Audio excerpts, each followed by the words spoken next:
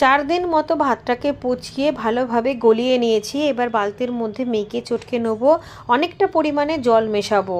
খাবার তৈরি করব, তবে সবজি গাছের বা ফল গাছের জন্য না, শুধুমাত্র শীতকালীন ফুল গাছের জন্য। একেবারেই পাতলা করে দেবো।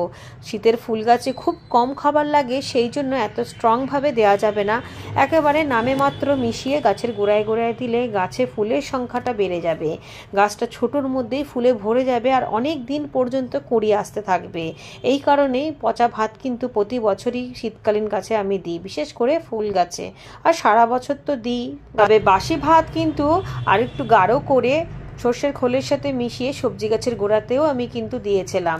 তবে এখানে যে কপি গাছগুলো রয়েছে সেখানে শুধুমাত্র আমি খোল জলই দিয়েছিলাম, আর মাঝে একবার খালি সবজি পচা তরল সার দিয়েছিলাম। বেগুন গাছে কিন্তু অতি অবশ্যই বেশি বেশি করে খাবার দিয়েছিলাম, বাসি ভাত, সর্ষের খোল, ডিমের খোল, চা পাতা, ডিমের